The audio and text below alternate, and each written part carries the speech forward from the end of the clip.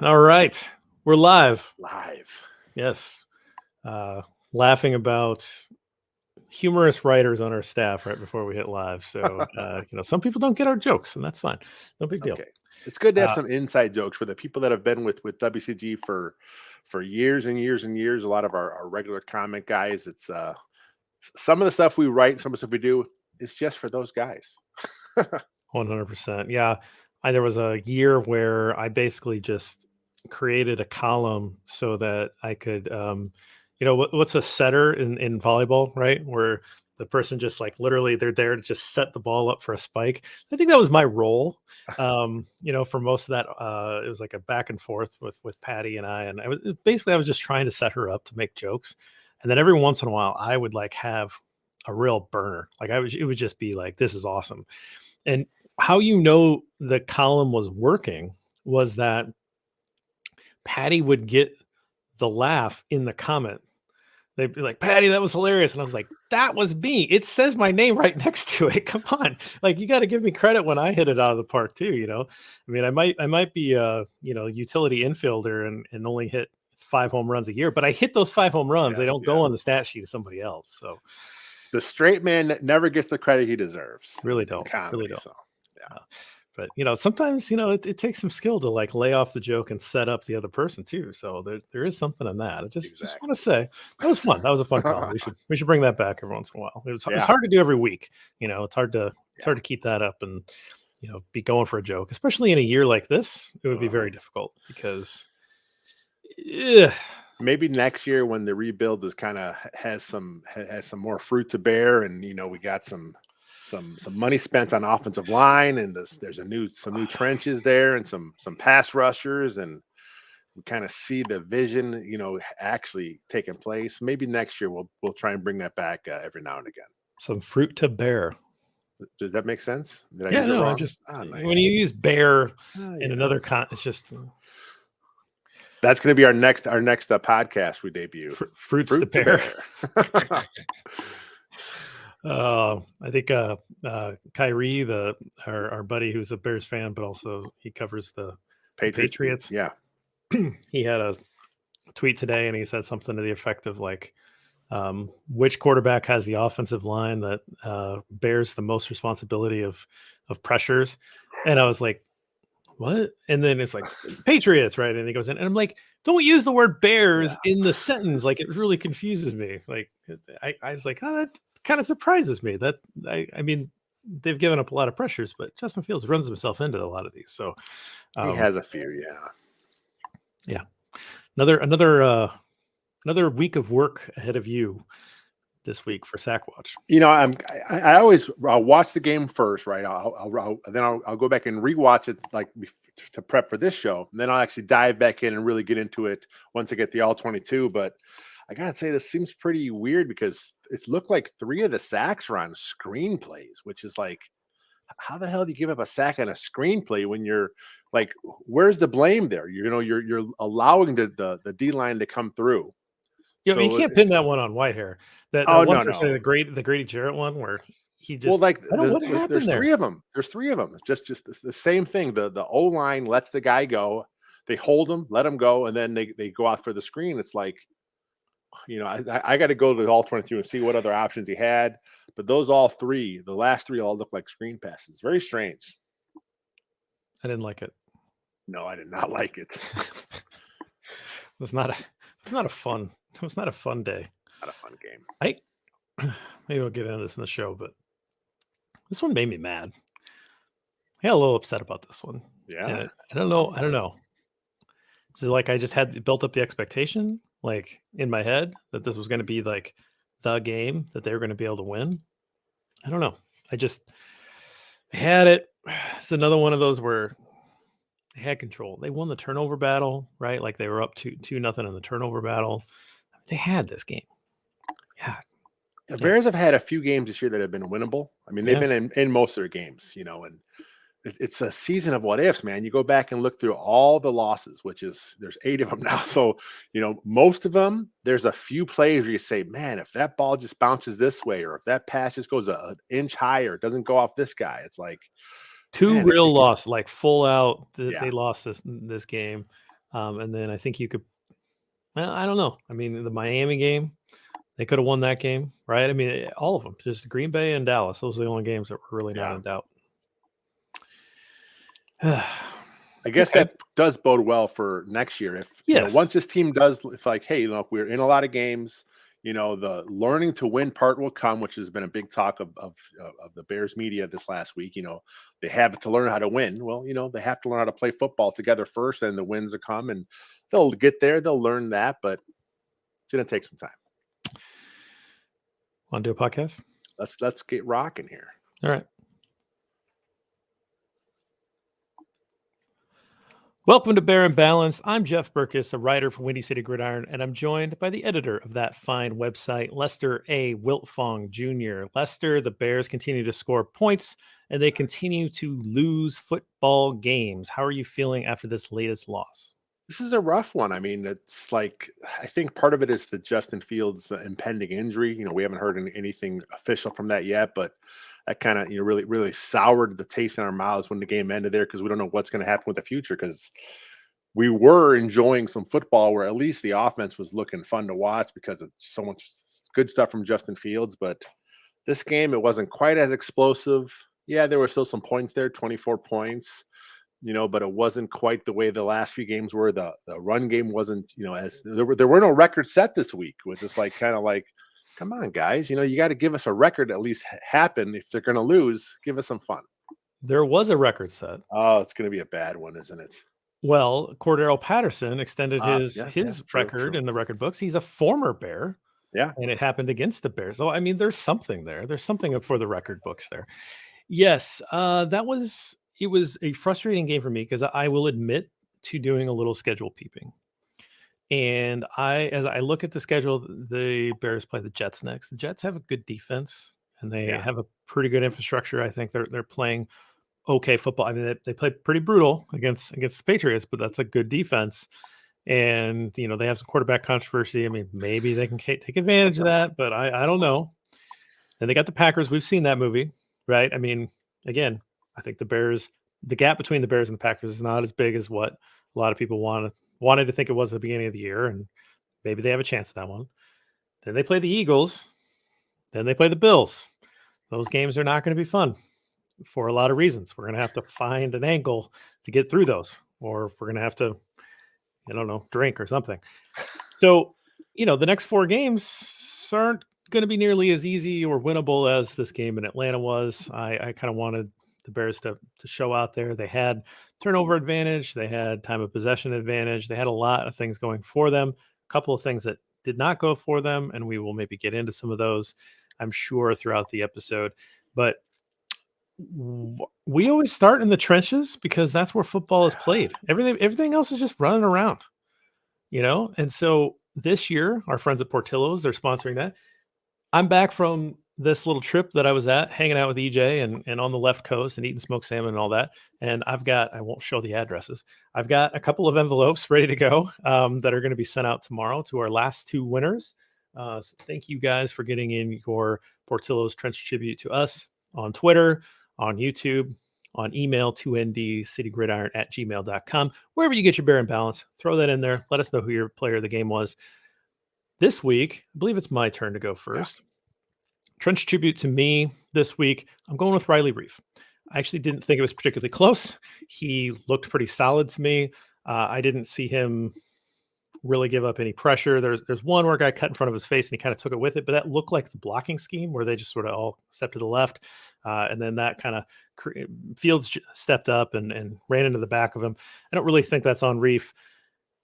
Looked pretty good in the run game. They definitely ran to his side and over, right tackle, and they got some big gains. He had a nice block at one point to spring an explosive run, and I thought overall he looked really solid. And so for me, I think there's a reason why they went to Reiff, and I think there's a reason why they're sticking with Reiff. Let Borum kind of sit back in that swing role. I think that makes a lot of sense to me. Riley Reiff for me, trench tribute this week. Who do you got? I like Reiff. That's a nice pick. I was close to going that way. It's just rough because, besides Reiff, the one vet, I think a few other guys in that O line had some rough games. I know Braxton Jones got called out quite a bit on social media. with Braxton Jones, his thing is, I want to touch on him real quick before I get into my guy. He's a steady player until he's not, and his downs are really down. Like it looks really bad. But that's how most O line is. They're unnoticed until they make something really bad. But with Jones as a rookie, his mistakes are pretty bad. I tried looking at the defensive line, and the defense played better this week. But I thought about going Justin Jones, but he had the flag early. Then I'm like, you know what? Let's just go back to an old reliable. Patrick Scales, There the he is. long snapper, the such an outstanding, exactly, the celebration. It was just so joyful to see Patrick Scales doing his thing there. It was, of course, on the DeAndre Houston Carson peanut punch. Jack Sambo recovered it. Patrick Scales knew it all along. He was up celebrating, hopping around. He was down there making a play, and it wasn't just that play. The few other punts that he had he was down there. He was down there making plays. He was involved. He was engaged. But I had to give it to Patrick Scales just for that celebration alone. The celebration was elite. I actually had that as a potential candidate in a later category. I knew it. I love the celebration. Do you remember the first season of All or Nothing? That was the Cardinals season. Did you watch this on Amazon by any chance? I did not catch that one. So you might remember from the highlight, but there's this play where Falcons, the Cardinals score a big touchdown, guys running down the sideline, and the backup quarterback, Carson Palmer, was the starter, and I believe it was Drew Stanton was the backup quarterback, and he's running down the sideline, and he's like whipping his arm, right, okay. And then like the guy kind of passes him, and he just does this like a little shimmy, and he's so excited, and I love that, right? It's just this like these are grown men, they're playing a game, it's a multi-billion-dollar business, so it's all that, but there's still some fun element to it, right? And these guys get pumped up. You love to see that emotion. That's what triggered in my mind when I saw Patrick Scales do that. I was like, oh, that's like that little shimmy. It was just great. He just popped up. He gave the sign. He helped the refs out to say, hey, the ball's going this way. Thought that was great. Absolutely great choice for Trench Tribute. I'm gonna move on to tweet of the week, and for me, I am highlighting Courtney Cronin, so the new ESPN reporter this year, who I think has been doing a great job. She says, Matt Eberflus said Justin Fields is day to day, but would not rule out the possibility of his injury being season ending. That's quite the discrepancy. And I wanted to bring this in because, let's talk about the injury right up top. Looked like he may have been having an issue with his shoulder, and that's the injury that I think that they're referring to. It also seemed like there may have been something going on in the legs. Some say maybe the hamstring. He was getting stretched out on the sideline. He's getting beat up. You can tell that there's some heavy legs here. You can tell that shoulder was really hurting him. It was distracting him in the last series. I mean, to the point where I'm not sure it was very valuable for him to be in there at that point, because he was clearly hurting and favoring that. And so my question to you is, if Justin Fields is not 100%, would you sit him against the Jets, the Packers? You got a bye week, the Eagles, the Bills. What sense does it make to put out a less than 100% Justin Fields if those are the teams that you're playing that have pretty good front sevens? Yeah, I mean, it has to be considered, but man, if he's good to go, you got to put him out there. I mean, I think if he's not 100% this week, I think it might make sense to sit him, maybe sit him through the bye, just kind of get that extra week of recovery. But you got to bring it back after that. I mean, there's just no point. The offense is kind of conservative as it is. Maybe now what you do is you scale back some of the designed quarterback runs, and you go a little bit more run heavy with your tailbacks. Maybe get Kerry Blasting game the ball once in a while. Work the quick game a little bit. Just kind of redo the game plan to take some of that stuff we saw that they put in after that mini bye, which is more of the Fields designed runs. Maybe scale that back a little bit, keep him healthy. And you know what? In the long run, if they do that, it may be better for him, because now it's going to force him to work more on the quick game, something we haven't really seen the Bears really do too much of, slants, The bubbles have always been part of what they do, but I just think that you got to play him. I mean, those reps are so valuable for a young quarterback.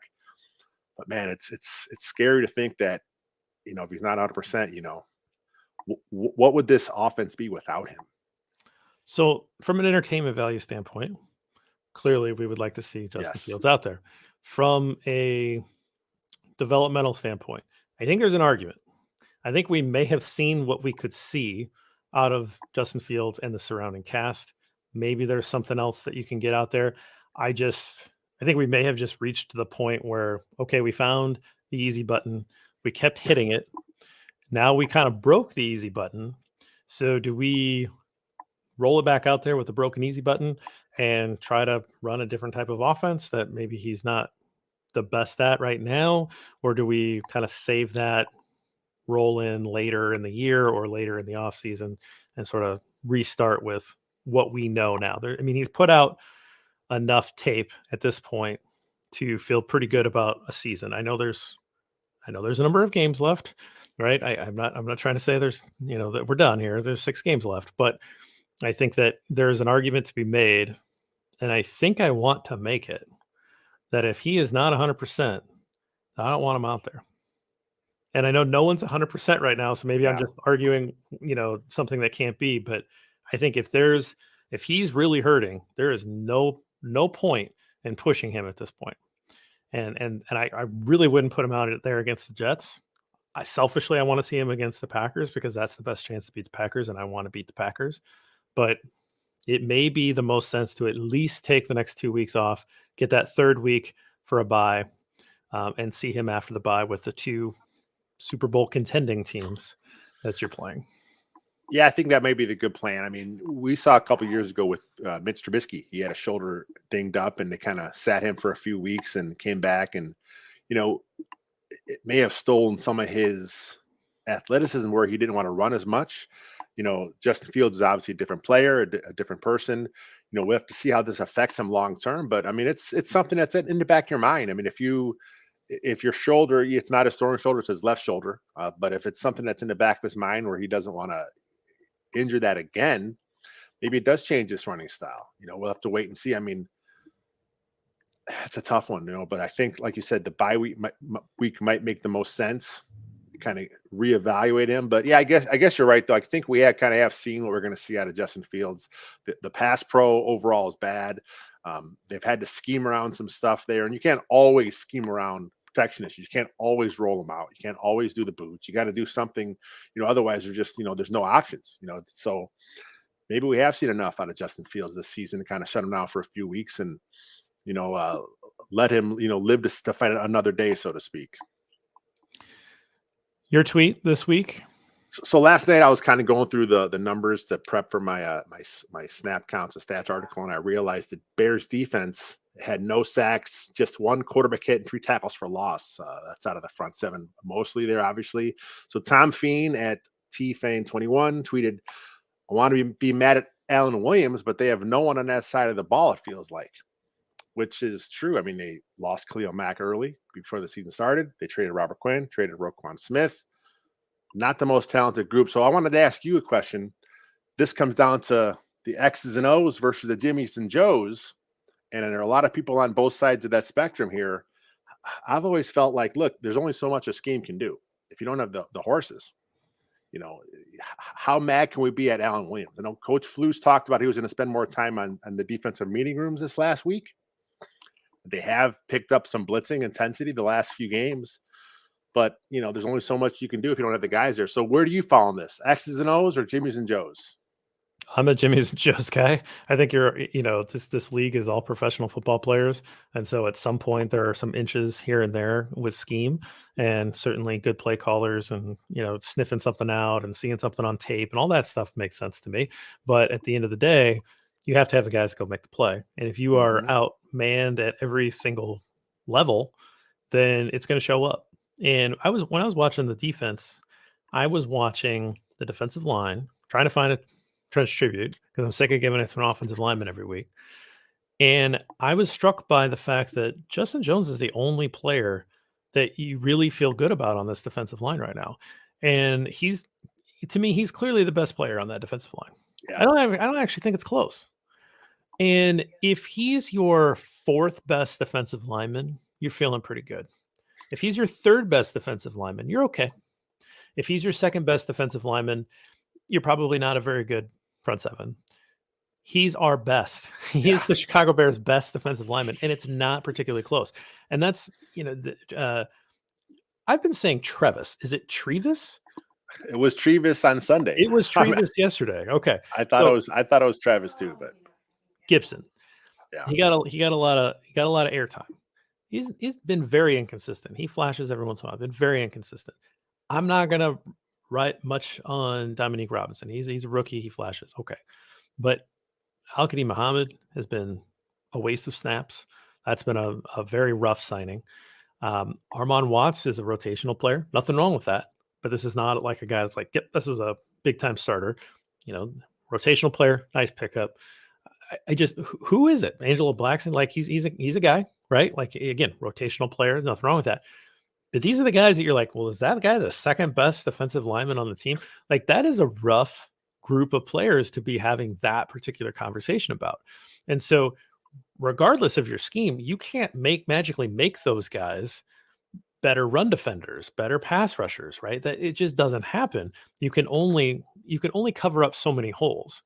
And when your whole unit is full of guys that are, maybe they'd be the 11th best guy or the 10th best guy on a lot of defenses, and you've got a lot of those guys, well, what are you going to do? Right? We saw a great game from Jack Sanborn last week. Great game. He was put in a position to succeed, and he did. Arthur Smith put him under the microscope a little bit, said, okay, let's see if you can chase down Tyler Algier. Let's see if you can chase down Cordell Patterson. Let's see what you can do against those guys if I stress you with outside runs. He didn't really do it, right? Because he can't. Like that's not his game. He's more of a smart, instinctive linebacker that's able to more so in the middle or fill a gap, but he's not going to beat you to the outside. So you have limitations with the physical skills of your players on the defense, particularly this front seven, that is going to limit whatever scheme you put them in. And so you're just going to have to continue to just kind of push buttons to try to make up for that. So that's where I'm at. I don't know what he can do. Yeah, I haven't seen the actual blitz percentage, but you can tell it's picked up these last few weeks, and they've had to. I mean, you lose Robert Quinn, who wasn't having the best year. I think he still only has one sack on the season. Roquan Smith, he's gone, but he was an outstanding football player, made plays. You have to do something to generate pressure. You literally have no pass rush. You're starting 4 rookies on the defensive side of the ball, and while Brisker and Gordon are second round draft picks, are very talented football players, they're still prone to the occasional rookie mistake. They're still not playing as fast as they're going to play eventually once the instincts completely kick in and they know what they're doing. Jack Sanborn, I thought, like I said, was good 2 weeks ago. I think he had 9 tackles this last week. He was good. He was active, but you could still tell he's still a rookie. He's still trying to come into his own here. And plus, he's an undrafted free agent. Could it be a long-term fixture? Possibly, if the talent around him is better. We'll find out more, next year when the offseason happens. But I just can't bring myself to criticizing Alan Williams at this point because he has nothing to work with. No, I mean, that's one of those things. I'm not trying to be hard on Jack Sanborn. We figured that's what was going to happen with Arthur Smith being a pretty good offensive mind. But again, that's one of those conversations. If Jack Sanborn's your 10th or 11th best player on defense, you feel pretty good. Yeah. Where is he right now? I don't know. I haven't thought about it in those ways, but he might be 5th, and that's not good. Well, we don't want that, right? He's an undrafted free agent. He's a linebacker, devalue position, all that kind of stuff. But still, that's not the best. That's not what you really want. All right, let's move on to stats. Caught up in a numbers game. 12 for 114. 12 for 114. 12 for 114 is the differential of penalties and penalty yards for the Bears and their last 2 opponents. So in this game, the Bears were flagged 7 times for 56 yards against only 2 times for 13 yards for the Falcons. Last week, 9 flags on the Bears for 86 yards against 2 for 15. That's 16 flags for the Bears, 142 yards of penalty yards against 4 for 28. That is a huge discrepancy. And I don't want to be the referee guy. I really don't. I Yeah. hate this. I don't think the Bears are less disciplined than the other teams. I don't think that there's a clear, like, oh, this is the Raiders from the 80s where they lead the league in penalties all the time because they're an undisciplined team. This doesn't seem like that at all. This seems like the Bears are getting everything that's on the field, they're getting called, and then a couple more. And then they're not throwing the flag on the other team on some pretty obvious situations. And I think it came up again in some pretty big spots with some potential late hits, two of them. One in the early third quarter, 10, that's the one everybody's talking about, that double sack on Fields, where he's down on a knee and then he gets crushed. And then there was another one where he slid and he got hit in the head. Yeah. That was in the last drive, the fourth quarter. What are we doing? Like, at least protect number one. I mean, some of the other stuff, I hate it. It irritates me. The pass interference is not called the same way. You know, I'm not going to get into holding Twitter or anything like that, but let's at least protect number one, and let's call that both ways. That'd be great. Yeah, the quarterback spot. I mean, it's been happening, pretty much this whole season. It's just I think a lot of it is the refs look at him as, he's I kind of related to how Shaquille O'Neal was officiated back when he played basketball. Just too big, too strong, hack-a-shack. He would get hit all the time because he was too big, too strong. I think they look at running quarterbacks a lot, and they feel, well, they're running quarterback, so they kind of in their mind officiate them differently, when it's just not fair. Because Tyler Heineke from Washington, last week, similar to play to one with Fields. I think it was Clay Harbor. I think he tweeted out the side-by-side showing the hits. Similar play, same thing. One got called, one didn't. We saw in this game, a Bears player kind of touched the ankle of Marcus Mariota, and he got flagged for that. But then you got Justin Fields kind of, not getting the call. And the Bears each week, they send these plays to the league office. And occasionally, we'll find out through social media, through media members, they'll get the word that the league agreed it was wrong, and then the Bears players are starting to get pissed off themselves. I mean, I think it was Brisker had a quote talk about they're getting sick and tired of their guy not getting the call. And at some point, like I said, we don't want to always just talk about the refs, but when now the players are doing it, the coaches are doing it, it comes up every time in the press conference. At some point, what do they say? The squeaky wheel gets the grease. Maybe you just got to keep talking. And then maybe at some point the refs will be like, okay, we got to start calling these a different way. You hope that this stuff evens out, and you hope that maybe it evens out next year, right? Like where there's more calls that go the Bears' favor, that, and help decide these games. We've kind of written this year off in terms of win losses anyway. So, again, maybe this is in the long run not a big deal, but this is a concerning development for me, that we continue to have to talk about this. Yeah. So many of these bad calls, and then now this is not only bad calls, but just lopsided. Like, this was just absolutely lopsided. And for a team that is supposed to be a disciplined team, I guess I don't see it. I don't see that the last two games, the Bears were 12 additional penalties, 114 additional penalty yards worse than their opponents. Just ridiculous. But what did you come up with? For me, I got number 15 this week, and that is the Bears' total sacks on the season. Kind of ties into my tweet. That is ranked 31st in the entire NFL. Only the Raiders are worse, but the Raiders have played in one less game. They have 15 or 13 sacks, but at some point, I'm sure that'll even out because the Bears have no one to get after the quarterback. At least the Raiders have Crosby, who's a pretty good pass rusher. Just they don't have the guys. They don't have no one to get after the quarterback. And I got a bonus number that's 31. That's the number of quarterback hits the Bears have, and that is dead last in the NFL. So they're not getting sacks. They're not getting hits. The Browns are next worst, and they have 40 quarterback hits.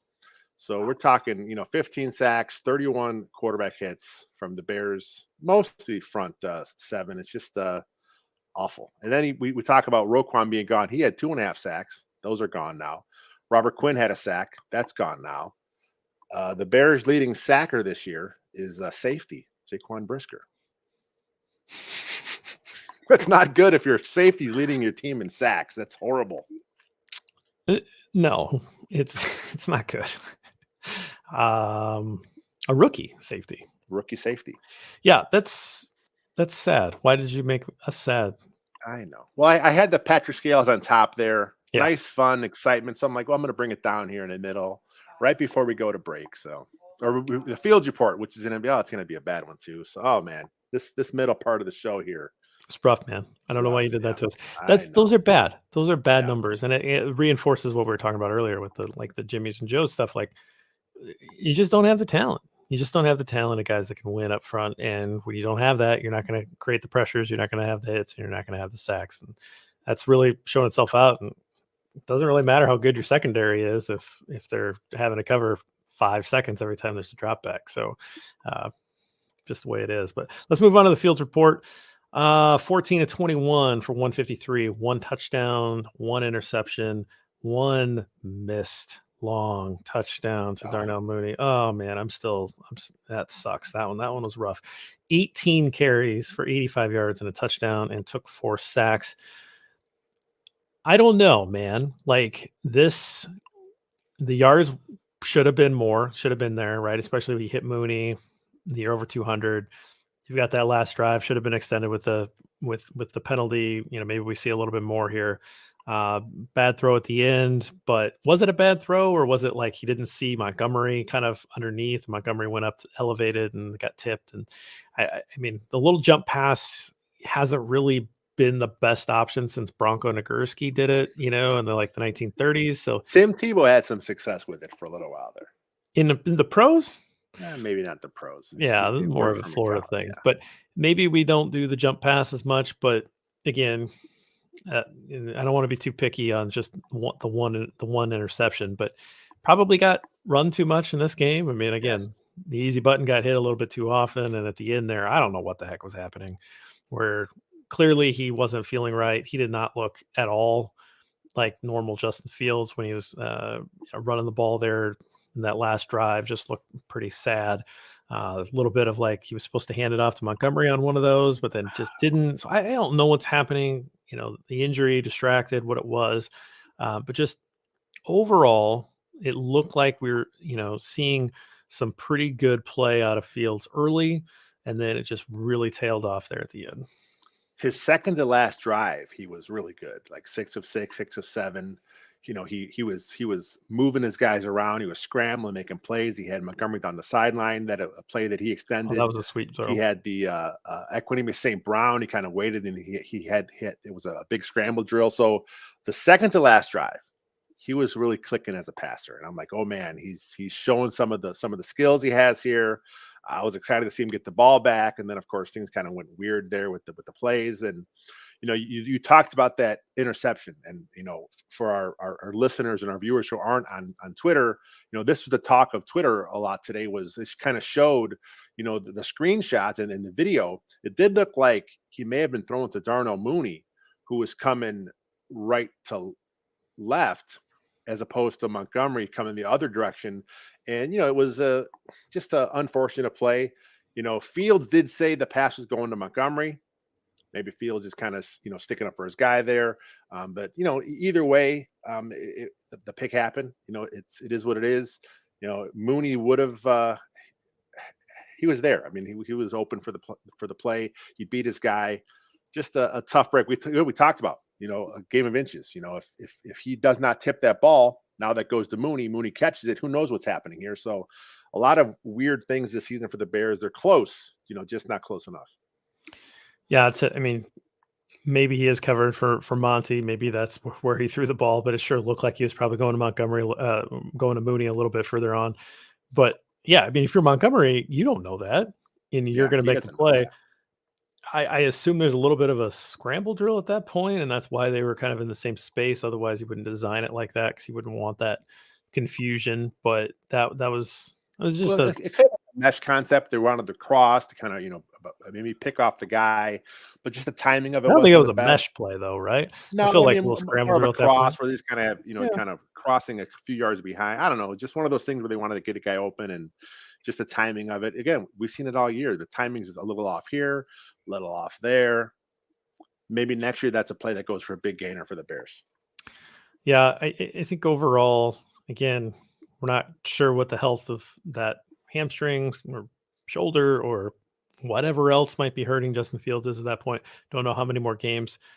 If he'll miss any time or if he does, like how long that'll be. Again, Matt Eberflus says day to day might miss the whole year, right? Like that pretty much puts everything on the table. So if this is the last, just hypothetically, if this is the last we see of Justin Fields this year or maybe for a while, I think that one of the things, like you said, that second to last drive looked great. There were times that throw down the down the field to Montgomery was the thing of beauty. That's going to be on the Yeah. highlight reel for a while. That was a great throw. I think we need to respect the fact that the Falcons played a pretty good defensive football game. They did. Yeah. Okay. And that they came out and said, okay, this is what, Dean Pease been around the league for a long time. They're a defensive coordinator, not a talented unit. Let's put that out there. This is not a talented Falcons defense. There's a couple players that are pretty good. And I think, didn't they lose AJ Terrell at some point in that game? So I'm not even sure he was out there the whole game, and he's probably their second best defender. So beyond Grady Jarrett, I don't think a lot of Bears fans can probably name 3 Falcons defenders, right? Like before that game for sure. And it's just not a talented unit. They're very similar to the Bears in that way, is that the Bears are honestly more talented than the Falcons defense, in my opinion. And the scheme really did help corral Justin Fields, particularly in the run game. And then they got after him pretty well and took advantage of an uneven pass pro from the offensive line. And so once that happens, once the defensive coordinator puts out a blueprint for how you slow down this scheme, this whatever this attack is, you go up against a more talented unit, which the Jets are. Yeah. Then the offensive coordinator, it's on the offensive coordinator then to like start throwing out the counters and start shifting. This league overturns regularly, and you have to keep kind of shifting and adapting as you move along in the season. So if it's Trevor Siemian for a while, we will see a different offense because Trevor Siemian can't run this offense that Justin Fields runs. But if Fields takes the field in New Jersey against the Jets, then we need to see something from Luke Getsy. We need to see that next step in the evolution. Agreed. It's just rough the way the whole thing kind of played out there. When the game ended, besides getting extras in his shoulder, he had an IV. He was doing some cramping. You talk about his hamstrings. You saw him at the sideline getting worked on quite a bit. It was just he seemed really labored the whole game. He talked about last week how his legs were tired. They're running him a lot. And one thing the Falcons did, I noticed, is they were really disciplined in their pass rush. They were making sure they were contained. They did not over penetrate. It was like you said, it was a really smart game plan from the Falcons. And like we always say, those guys are paid to make plays too. And they came up big when they had to. All right, Lester, let's take a quick break. After the break, we're going to get into everybody's favorite segment, the Three Bears.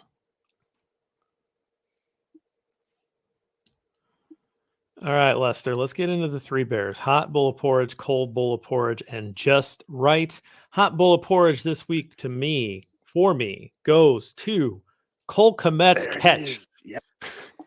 What happened? What happened there?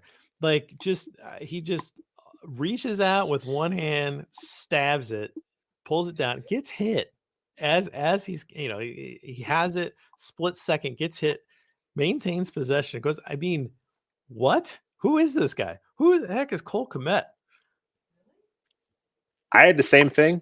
My hot Cole Kmet, that catch. It was just, the one-handed stab was great, right? But you talked about it. He got hit as he was making the catch. So maybe he bobbles that in years past. Just a great catch. Three receptions, 35 yards. Not the biggest game for Kmet, but if he's showing the rapport with Justin Fields now, that this whole season, it started a little slow, but now we're kind of seeing the trust. We're seeing him go to him when he's there. We're seeing him go to him when he's not completely open. And why wouldn't you? Cole Kmet is a big target. He has a big catch radius. He's strong. Maybe he's learning how to use his body a little better to box out defenders. We've talked about Cole Kmet this whole season. He was drafted at 21 years old. He's 23 years old. He's still one of the younger players on the Bears roster. There are rookies on this team older than Cole Kmet is, and Cole Kmet's a third-year pro. Okay, his blocking is still a work in progress. I think he's improved there. He's a big target for this offense. He's never going to be Travis Kelce. He's never going to be Gronk. This is what a lot of fans thought of when they seen him drafted. And look, that's not who he is. The comp a lot of people made was Cal Rudolph. He made a couple Pro Bowls in his time. He became a pretty good blocker, a nice target in the red zone. If that's who he ends up, that is not a bad draft pick, second round pick, regardless what you're thinking of the whole thing there. Oh, they should have had him. That's in the past. Who is he now? He's competent. He's productive. He is becoming. Can I say he's becoming a go-to guy for Justin Fields? He seems to be like he is that because, let's be honest, there's not a lot of other go-to guys on the team. But if Cole Kmet's going to be a reliable guy there, that's a win. Yeah, as much as we both loved Darnell Mooney coming into the year, it sure looks like Cole Kmet is the number one option for Justin Fields when he needs to play, right? At least lately. And we came into the year, we came out of camp being oh man, Cole Kmet's going to have a year. And we got some flack from that from some people that we know, and and some off the record chat stuff like you guys are crazy. And I'm like, I'm telling you, like they're really going to feature this guy. And then it was nothing. I mean, Such a slow start. September was so slow, and nothing seemed to make sense. Just he wasn't getting open, he wasn't getting a lot of targets, and it was like, well, I feel dumb because I saw this, I spoke it out loud, and then what happens? Nothing, right? So he's like, well, okay, maybe we were wrong. And we said that, and okay, maybe this wasn't really happening. We talked about Bears over beers. EJ really eviscerated him, just it was deserved after that game, for sure. And so now you have, flash forward. This is why you don't close books on people, right? And he's really coming into his own. Definitely looks like a guy that you're going to probably want to pay some money to stick around because he's one of the players that have proven that he can play professional football on this team. So you probably want him here, and you certainly want him here if he's got a good rapport with Justin Fields. So, yeah, I think that the catch, right now, there's some pretty good highlights so far this year. Let's not lie to ourselves. There's a couple good catches. There's some amazing runs. Like, he's not the only one, but it's going on the highlight reel. Like, we make a highlight reel at the end of the year, this is on it. Yeah, for sure. The 2022 Bears featuring Cole Kmet.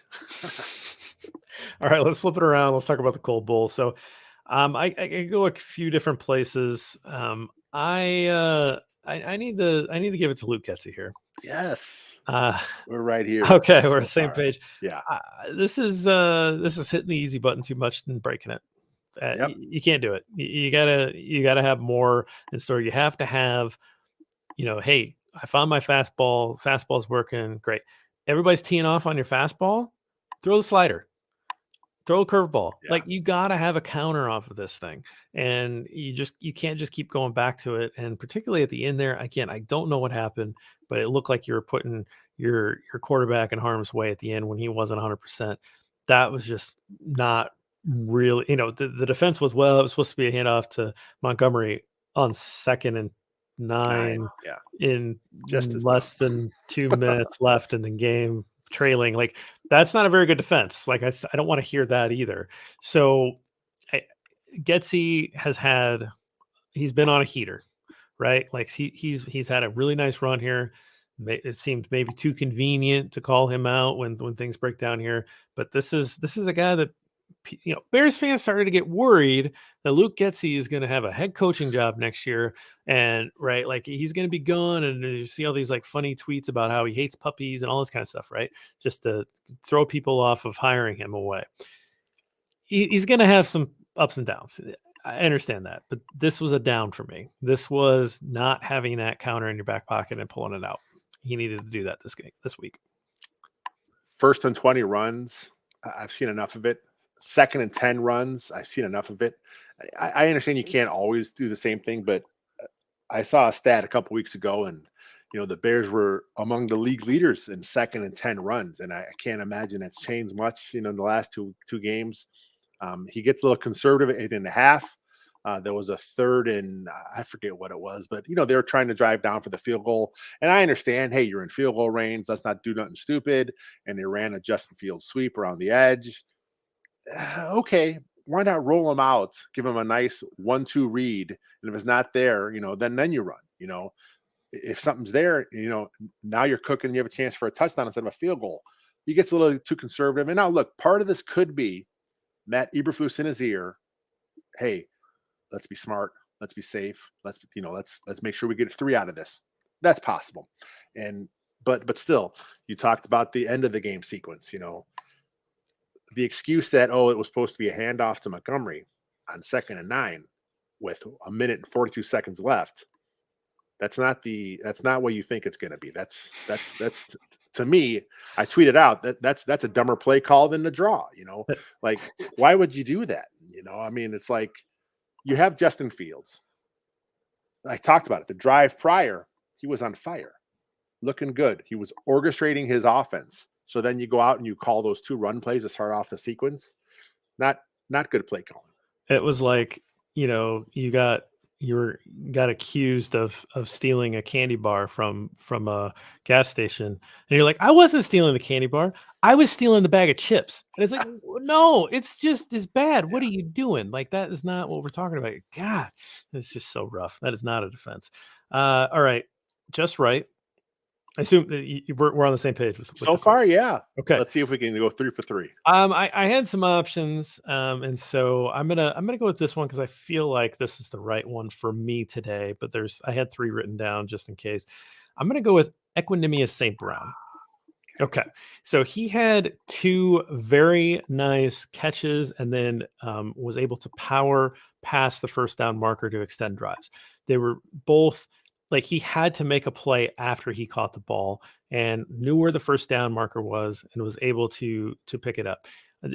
He is not the top option in this passing tree, but every once in a while they go to him. Yes, he had the big drop in a game, earlier this year. I understand that, but this is what you expect out of a veteran player. He understands the system. He's playing. I think he's a pretty smart football player, Yeah. right? And he is able to get those 2 first downs, extend drives. I was really impressed with both plays, and you get 2 plays from a guy like that. That's exactly what you expect. That's exactly what you want out of a guy like ESB. So I wanted to call him out and give him a kudos. He gets my just right this week. He was also blocking pretty good again this week. I think he was the push guy on Justin Fields' quarterback sneak there as well. So he knows his role in the offense, and I think he's a guy that, again, he's your starting X. I think there's a good chance he's back again next year, but he'll be back in a reserve role, which I'm fine with. Like you said, he's a smart football player. He is a good blocker. He understands what he's supposed to do out there.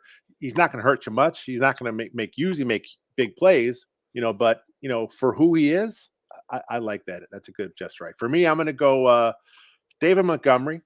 Okay, that was my other one. 17 runs, 67 yards, did a touchdown, ran hard. Does he dance a little too much? Probably. He doesn't hit the hole quite as hard as Herbert, but Khalil Herbert is really, really good. I mean, he understands where the crease is. He knows he has to squirt through there as quick as possible. That's who he is as a runner. Montgomery is more of a run through you kind of guy, and he had a lot of yards after contact this week. He had 3 catches, 54 yards. He blocked well in the passing game. He blocked well as a lead blocker for Justin Fields in a run game too. So we saw the overall total package of David Montgomery this week. I think it's too many carries or too many snaps for him. But with Herbert gone, what are you going to go to Treston Ebner? No, I'm not going to go to Treston Ebner. Exactly. I'm going to run David Montgomery as much as possible, or I'm going to find somebody else. Ebner's not ready for this. No, that's very clear. Ebner, no, I'm a no on Treston Ebner until he figures out how to run north-south. But I also want to respect. Well, one, he had the catch down the sideline. We mentioned it. We got to pile that on Monty as well. Great catch out of the backfield on a little good adjustment on his part. Yes. Also, elite little hand motions from from Montgomery this week. He did a little shimmy once, and then Okay. he got up one time and he did a little like, like he's running in place, like because he didn't get very much on that run, but he like kept breaking tackles and kind of working his way laterally and like gaining inches when he got up and did one of these. And then when he got up from that after he caught that ball, he like, I don't know, is he like playing a piano? Like what was he doing? I got to figure this out. He But was he fired just up though. he just had it all the whole game. He was just every time they'd show him, he was doing something else. Pretty exciting for David Montgomery. Again, I like him. I like the player. So I like running backs though. I'm a sucker. You want to talk corners and safeties and running backs. I love those guys. I love watching them play. So good stuff. Let's see what else we got. Is that it? We got the show. Is that we all wrapped up? That's it. We got through it in a nice crisp 50-ish minutes. Well, I'm excited about being back in home turf. I think the Bears are as well going to be mostly home for the rest of the year. I think you had a tweet out there like they've got this road game coming up. They've got one more that they're going to Detroit, I think. And then otherwise they're at home. All home, yeah. So Bills, Eagles, Vikings, Packers. Yep. Plus the bye, all home. So 4 of the last 6 are going to be at home. So that's good. I'm going to be at home. I don't know next time I'm going to travel, but it's not going to be the rest of the football season. So the less than stellar audio quality should be a thing of the past. Thanks for sticking with me through that. And I think it's weird when your display is less than my display, which is one of the worst probably podcast displays in all of Bears podcasting. Yeah, we need to up your game. I'm not going to lie. We're going to have a team meeting soon, and I'm going to have an intervention, and I'm going to basically tell all of you, like, time to step it up, guys. What I'm going to have to do is I'm going to have to publicly shame my wife here because she is more of the decorator of the household. So, I'm going to have to, call her out, my wife, for not stepping it up here. And do you need things to put on your wall? Do you know how much stuff I have? I have stuff. I do have stuff, but this is nowhere. It's not a good spot. Is that like a certificate for a Seiko watch? Like, what is that? That is a my wife's witch dungeon. I don't know. It's from Salem, Massachusetts. I'm not even sure what that is. Okay. And this is a picture was painted by someone. That looks like it's probably an attractive picture, but we can't really see it. We see curtains. We need something better. Is this your final office space? Sorry, this is not good podcast material. We should get out of here. Let's get out of here. Let's get out of here. We'll stick around for YouTube. It's holiday week. I'll give my thank you for all of you that are listening to our stuff and sticking with us. We know that this year is not the easiest, but we hope that you're sticking with us and you're getting something out of it because I think that it's fun. But thank each and every one of you for being with us and for listening, for watching us, all that stuff. I hope that you have a nice holiday, whatever that means to you. If that's just football, if it's family, if it's friends, if it's turkey, if it's tofurkey, I don't care. Like, I hope your holiday is good and it treats you well. And thanks for allowing us into your lives a little bit. Are you back for Bears Over Beers, or are you guys taking the holiday? Good question. I think we're on, but I'll need to confirm. Cool. Yeah, we'll have some changes on the podcast channel. We're still kind of working through some stuff. I know Mason will be back with a special Justin Fields update, kind of go in depth on what the shoulder injury kind of means. That's coming up. I know Taylor and Dylan are doing a special early edition of Making Monsters coming up. I may be guesting on Bears Banter with Bill Zimmerman this week, so that should be fun to do. I haven't been on his show since last season, I don't think so. And then I'll do a Team Formation Conversation, my usual Friday, but I may kind of knock it out early because of once the report is done, I'm off that day. I may just knock it out real quick. So we'll see. We'll kind of juggle stuff, but the content will be there. We're not going anywhere. We're not going anywhere. Thanks for sticking with us. We'll see you next week after the holiday. Until then, bear down. Is this your room now? Like, is this going to be your room? Or are you going to go like, you talked about having a new space. I mean, well, that was the plan. All that's happened, Lester, is you replaced the red curtain with a white curtain. It's actually beige. Don't even talk to me about like what color of white it is. No, it's, I told you, it was supposed to go, originally was the basement. Then my mother-in-law moved in. So then it turned into the guest room. And then my daughter moved out. So now we're in the process of rearranging the entire upstairs. Where I'm at now is going to eventually be the bedroom. I'm going to go into the office, will be in the guest room, and my daughter's moving. So it's a whole sequence here. But what got slowed down was the mother-in-law moving in. That kind of slowed things down a little bit on our end. But this is better than the previous curtain, though. It is. It is a nicer curtain, But for me, I think I all that prefer. happened is it was I replaced know. by a I different like color curtain. I don't like sitting when I do this show. I like Yeah. standing. I can't sit here. I feel like, what do I do? I just, I What do like you do being with your up. hands? I know. So What do you like do with my hands? so like Um, I like being, when I get to the move, I'll be in a be able to stand up again and go, look at Scarborough in here. He's checking out the show. yeah. He never gets in his Trent's tribute, which is kind of strange. Maybe Does he because not want? Not eligible. maybe he thinks he's ineligible because I've known him since we were in high school. So maybe he thinks I can't put it in. It'll be like the fix is in. I mean, it's a random drawing. You asked Random for a draw. random number, Yeah. so I mean, we play it as straight as we possibly can. Yeah. Although I will say, uh, and a happy Thanksgiving to my mom as well.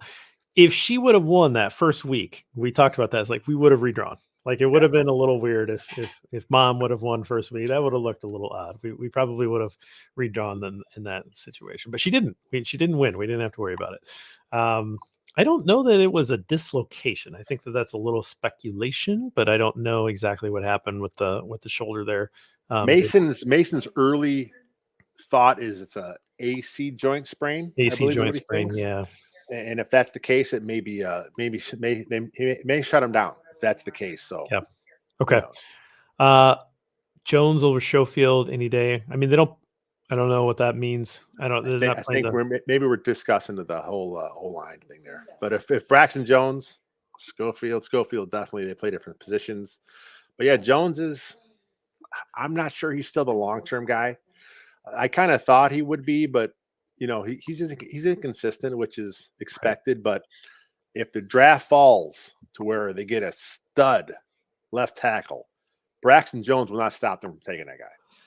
No, and if Braxton Jones he's got the length, you like him as a road grader, right? Like you like him as a run blocker. Move him over the right. Yeah. I mean, he's still young. I mean, youngish anyway. I know he's a little bit of an older rookie, but move him over the right. That's what right tackles do. Right tackles are road graders. Left tackles are the dancing bears, and the right tackles are road graders. That's that. I mean, I know that's old football think, but I think it still holds true a little bit. Which side of the ball is less talented? I mean, I assume you mean on the lines. Yes. I don't know, man. Why not both? They're both bad. I mean, Cody Whitehair and Riley Reef, he was clearly at the end of his career, but and Cody's not young. He's got a couple years left, I'm sure. Versus like Justin Jones, and then I don't know, man. Like it's like there's young guys on both sides, both trenches, where you Mhm. hope Dominic Robinson, you hope Trevis or Trevis, whatever he's going by these days. You kind of hope one of those guys. Like I've been saying it wrong the whole time. God, that's sad. I'm gonna have to go to Pro Football Reference, because they always have the pronunciation on there, and see what they kind of list them as, because Man, it's interesting. Yeah. This is kind of what I'm saying, John. I don't get it. It just seems pretty random. I don't know that. I'm sure a lot of them are earned, but a lot of them are there was some ticky tack stuff too, and then it's not being called the same way on the other side. To me, it's the disparity. That's it. That's the part that bothers me. The Falcons are not known to be this super disciplined team, and there's a clear difference. And the Lions certainly aren't known to be a super disciplined team. And there's a big these just at the end of the day, I think the refs look and go, oh wow, that's weird. We called a lot more on the Bears. That probably isn't right. Yeah, I don't know. Got some breaking news in there. Uh-oh. Is that real? Do we have a Twitter source? now? Ian Rappaport. Okay. Let me check the blue check, because there's different blue checks now. Yes, left shoulder dislocation. Sources say painful injury he somehow played through on Sunday. Coach Flew still called him day to day. So yes, shoulder dislocation. But just like in Lethal Weapon, right? You just pop that right back in. You're good to go. All right. Well, thank you guys for putting that in there. Yeah, Appreciate no, that. man, good job. Good catch. We go and we got our notes. We don't have Twitter up, so I appreciate that. Don's back. He is. Hey, The Lions man. won again. Man, the Lions are on a roll, and you come back at the same time. Is there a coincidence that you would resurface after the Lions start their comeback? I'm so happy that you are not lying in a ditch somewhere, and that you're okay. Because I was worried about you because you disappeared coincidentally during the Lions losing streak, and now you're back, and so just really happy to see you, and happy that you're you know gonna help carry that team to a 6-win season. That's great. Good for you. uh Second place Lions, right? If they are right now. are they? Oh, that's Yeah, great. they are. Better than the Packers. I like, let's see the Packers as low as possible. Nothing wrong with that.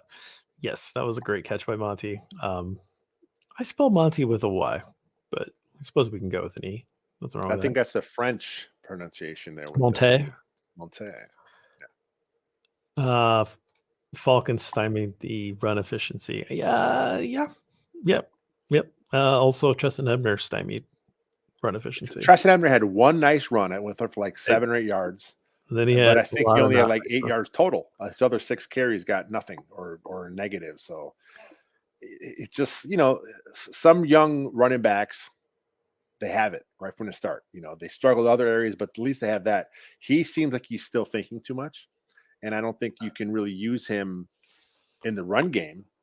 If he's on the roster, he's there because he's a good pass catcher. That's why he's in the run game. So then, use him in those aspects, some wheel routes, some Texas routes, something where you're not, because I don't want him running the ball. I'd rather see Darrington Evans run the ball than Treston Ebner. The Texas route the same thing as an angle? Yeah, angle route, Texas Angle route. route. Yep. That's the Tariq Cohen thing. I wanted to see him run all the time, and Matt Yeah. Nagy never would do it. Put him on or an option route. Give him Because something. it wasn't Nagy's idea, right? Yeah. I mean, you sent that into him, and he's like, "This isn't Yeah. my idea. I can't use it. I got That to draw doesn't go something up on from the it scratch. doesn't go on the wall. That goes in the Yeah. trash. I think. I got to come up with it scratch. Use it once, and then it's scouted, and I can never use it again. And it doesn't connect to anything else. How many times can you call Santa's sleigh? At least we have 2018 for Nagy's. That was at least a fun. It was fun. It was fun. And you could tell it was catching up to him. Yeah. And then it was It's funny because during a lot of like Nagy's trending a lot on Twitter. Like, I think the way my Twitter is set up, I see Chicago-based tweets. So for whatever reason, Nagy's talked about a lot during Chiefs games. He's always trending. I mean, it seems like a nice guy, right? Like, whatever. But it's like I would have fired him the year before. Yes. I mean, I was over him. I never. It's just I know it's. Oh yeah, right. I just never bought in. I never saw it connect. I never saw him connect the offense together. And you get behind the leadership stuff. This looks kind of fun. Things are going well. Like, let's go. I can buy into that. But like, what, this offense doesn't make sense to me. It doesn't connect to each other. Why doesn't this work? Oh, he fires his offensive line coach because the running game doesn't work. Wait. You're the offensive play caller. What are you talking about? Do you not know how to do the run game? That's the thing about it. At least Getsy knows how to run the football. Yes. He's got a pretty creative run game. His schemes make sense. It's funny, you look at Nagy's offensive staffs through the years, none of them are really in the NFL anymore. I mean, a few he plucked, they weren't even in the NFL at the time that he kind of plucked for his staff. But now here we are, obviously, the Bears have moved on. A lot of those guys, John D. Filippo is, I think, XFL maybe. Yeah, XFL. It's, Helfrich, he never got another NFL job. Laser, never got another NFL job. Juan Castillo maybe kicking around somewhere, but he didn't get another job as an O-line coach right away. So all these offensive staffs that he put together, that at the time I was pretty into. I'm like, oh yes, nice, outside the box thinking, but maybe it was a little too far outside the box because now none of them can get gigs. Yep, gotta throw the box away. There it is. All right, well, we'll get out of here. Same to you, YouTuber guys. Obviously, saying that's meant for everyone, but thanks for the discussion and sticking with us and putting comments in and all that. Makes it enjoyable for us to live stream these shows and get a little banter and go back and forth. And even, even when it's Detroit fans, it's fun. So it's all good. Get those Trends tributes in. I like seeing a big number to send to JB every Thursday ish. Maybe this week we'll do the draw on Friday, but I like seeing a big number. We get a lot of guys emailing us, but not a lot of YouTubers. So give us your Trends tribute, and we'll make sure we get you in the draw, and it's fun. Yeah, I mean, again, your chances are pretty good. I mean, we've been getting in the teens ish. The teens, that's our most. So just keep in it, because that's a pretty good odds. So, but all right, man. Well, everybody enjoy your holiday. We'll see you on the other side of it.